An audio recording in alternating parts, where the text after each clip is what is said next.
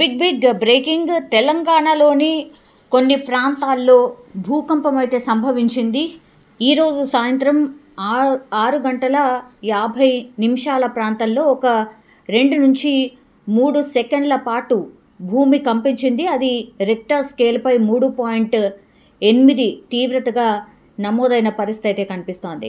So ఇది ఎక్కడెక్కడ అంటే కరీంనగర్లోని సుల్తానాబాద్ కావచ్చు, వేములవాడ, సిరిసిల్లతో పాటుగా నిర్మల్ జిల్లాలోని ఖానాపూర్, కడెం, మంచిర్యాల జిల్లాలోని జిన్నారంలో స్వల్పంగా అయితే భూమి కంపించింది.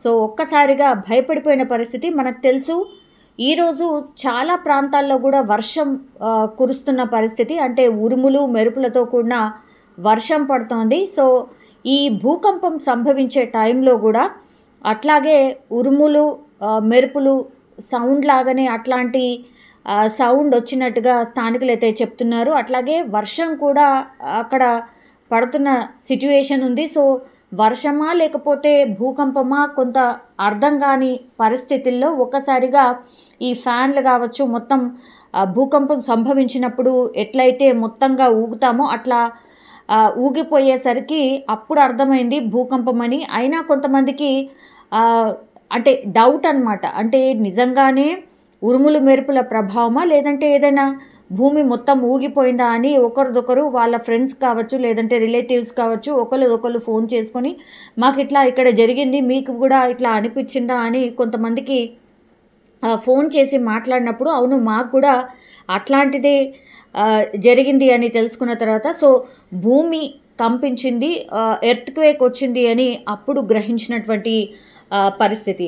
సో ఇప్పుడు భూకంపంపై అధికారులు కూడా స్పందిస్తూ జాగ్రత్తగా ఉండాలి అని కూడా చెప్పిన పరిస్థితి. చాలామంది భూకంపం అని అర్థమయ్యి ఇళ్ళ నుంచి బయటికి కూడా వచ్చిండ్రు. అంటే 6 గంటల 50 నిమిషాల ప్రాంతాల్లో జరిగింది కాబట్టి కొంత అప్పుడప్పుడే చీకటి పడుతున్నటువంటి టైంలో ఒక్కసారిగా భూమి కంపించడంతో పూర్తిగా ప్రజలు భయపడిపోయి కొంతమంది ఇళ్ల నుంచి బయటికి పరుగులు తీసిన పరిస్థితి అయితే కనిపించింది. అయితే ఇటీవల మనకు తెలుసు రామగుండం పారిశ్రామిక ప్రాంతాల్లో కూడా భూమి కంపించింది.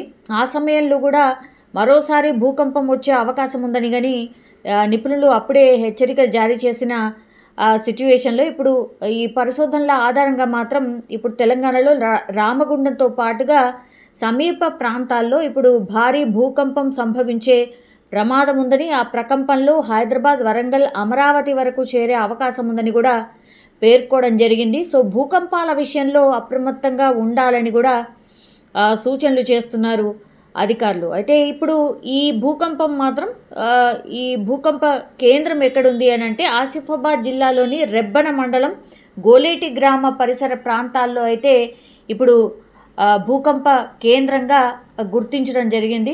అది 10 కిలోమీటర్ల లోతులో ఈ భూకంపం అయితే సంభవించిన పరిస్థితి అయితే కనిపిస్తోంది. సో రిక్టర్ స్కేల్పై 3.8 అంటే అత్యంత తీవ్రమైనటువంటి భూకంపం కాదు, అట్లా అని తక్కువ అని కూడా చెప్పలేము.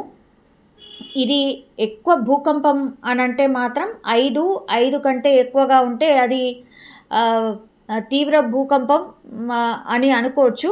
మొన్న మనకు తెలుసు ఈ బ్యాంకాక్ కావచ్చు, ఈ మయన్మార్ కావచ్చు, అటువైపు సంభవించినటువంటి భూకంపం 7 కంటే ఎక్కువగా ఉంది కాబట్టి అది తీవ్రమైనటువంటి భూకంపం కాబట్టి బిల్డింగ్స్ కూడా కూలిపోయిన పరిస్థితి, అక్కడ పూర్తిగా భయానకమైన వాతావరణం, చాలామంది చనిపోయినటువంటి సిచ్యువేషన్. ఇప్పుడు ఇది 3.8 తీవ్రతతో ఉంది కాబట్టి భూమి ఊగుతున్నట్టుగా స్పష్టంగా ప్రజలకు అర్థమైంది. అట్లాగే ఫ్యాన్స్ కావచ్చు అన్నీ కావచ్చు అవి ఊగుతున్న పరిస్థితి కూడా స్పష్టంగా కనిపించింది. సో దీంతో ప్రజలైతే అంటే వరుసగా ఎక్కడో చోట భూకంపాలు వస్తున్నాయి కాబట్టి భయపడిపోతున్న పరిస్థితి. ఈరోజు అంటే తెలంగాణ అసలు భూకంపం రానటువంటి ప్రాంతం జోన్ 2లో ఉంటుంది. అంటే చాలా చాలా రేర్గా భూకంపాలు సంభవించే ప్రాంతం మనది, అంటే సేఫెస్ట్ ప్రాంతం మనది.